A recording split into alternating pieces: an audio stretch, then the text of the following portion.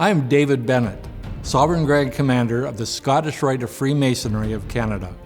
Our mission is to teach and to encourage the members to practice the important lessons of truth, of honor, and of virtue. Our lessons, taught in the degrees, serve to improve individual characteristics through leadership training and relevant programs. It seeks to make a positive impact on the welfare of mankind through its charitable endeavors. The Scottish Rite Charitable Foundation. Here is our story. The Scottish Rite is an organization who have in their heart the desire to make the world better. We're always looking for ways to improve society in a way that benefits all.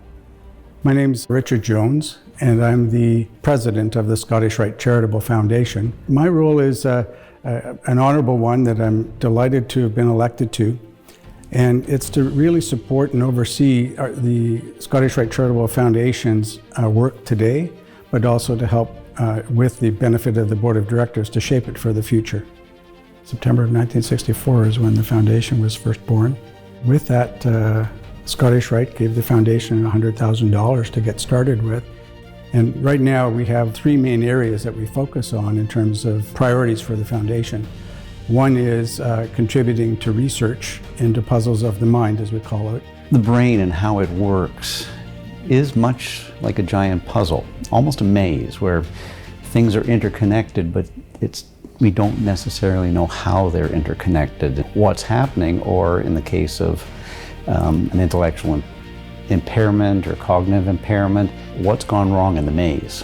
Why we're interested is that between 6 and 17% of the world's population has some form of learning disability, whether it's dyslexia in children or between 50 and 20% of people over the age of 70 are people with some cognitive impairment. That gets worse with age.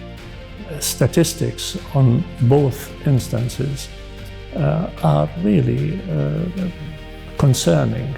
Some might say it's neurologic disorders, such as Alzheimer's, dyslexia, other learning disabilities, and so on. And that one's a major component of what we do, has been from our inception. The kind of research we support is research that deals with the general theme of puzzles of the mind, which is neurosciences or unrelated areas. Looking at what causes them, what may influence them. The second area is the Learning Center program itself for children with dyslexia. In 2003, they opened up their first learning center with 6 tutors and 6 children, and that was the beginning of the story. And then the third area is that we offer to Scottish Rite deputies, of which there are 11 in the country, covering valleys across the country. We offer them a grant for them to work with their valleys and for them to use the grant to support things such as individuals with education needs. And so those are our three initiatives, and the first two are the ones that consume the bulk of our time. The other one, the Deputies Grant Program, really runs somewhat autonomously. But the real issue is we know that people are getting older, and we know that there's a lot of young people coming through. Both have issues involving their mind. The grants fund young scientists. We've targeted the new investigators because that gives them the opportunity to be on a level playing field with other new investigators where they can state their case for doing good research over the next 3 years. It'll help get them established. When you are a young scientist, you haven't made a name for yourself yet. You have 2 or 3 publications from your thesis, and somebody has to take a chance on you. Our contribution is really important because we are picking these young scientists in the first 5 years of their independent work. And often this is the first funding that they were able to secure. A researcher up in Montreal was a recipient a decade ago. And the paper that had arisen from that original seed money for just a curious question at the time went on into major research funding. And the article was published just last year. And the researcher took the opportunity to give us credit in the article but also sent it back to us and said, here's what you created, here's the outcome of what you did. And now we have continued research, an expanded base of research, not beyond just children in terms of puzzles of the mind, but we also have the Learning Center program now as well, helping to address one of those puzzles being dyslexia. So we're excited about that. When you've got potentially 15% of the population is dyslexic, you know, that's 150,000 kids out of a million. Every one of us who's listening to this probably has somebody, if not themselves, in their family with dyslexia. And there are many, many people who've gone through their lives and not received the support that they need. The method used is called the Orton-Gillingham method, and it's very systematic and explicit, a structured way of teaching literacy. We're looking at auditory, visual, kinesthetic. Sometimes they can't remember how to spell a word, but once they start with the first letter, the muscle memory really kicks in. The kids go to school and they're doing cursive writing. And a lot of the teachers go, well, where did you even learn that? So, at the center. People talk about it as remapping the brain.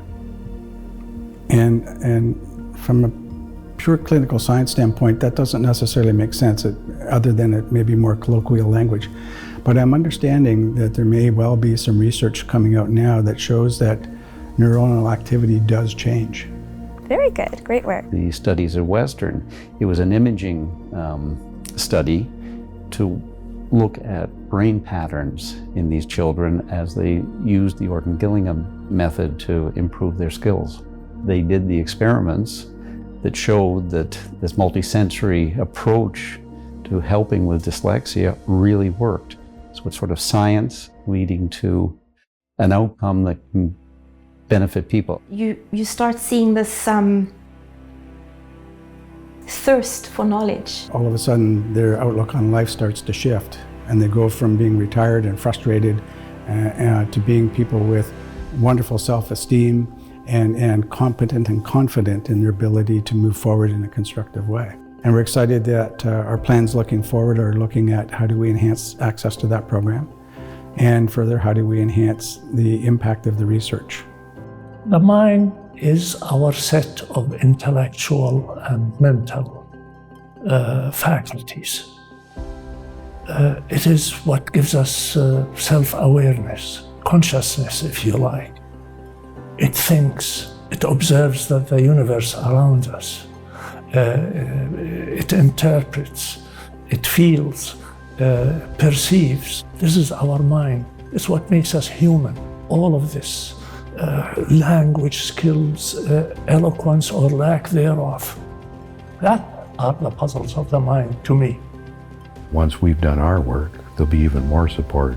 Not everybody knows where their donations are going and what they're doing. And that's important because other people see those results and can build on those results, because it's never in isolation. Research is an accumulation of contributions. As a scientist myself, I never thought of my research as in and of itself doing anything by itself to solve a big puzzle.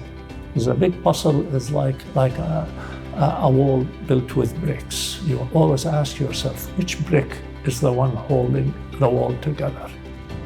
It's really all of them. So everybody, you know, your entire life's work might end up to be only one brick in a wall of 1,000,000 bricks.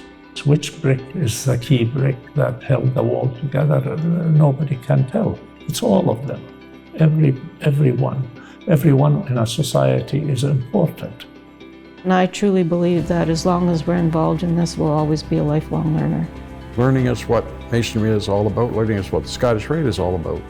Learning about what's inside us, learning to appreciate what our community is and what it needs of us and what we need of it. It's the nuts and bolts of what Masonry is, really. A lot of people like to look at Masonry as a service club, and we're not that. We're not that at all. And as a result, we probably fly under the radar a lot. They just work humbly and quietly, and they are providing an amazing service that is needed. We have just over $1 million a year now to invest across the country. We're at a new development, a new stage of this organization.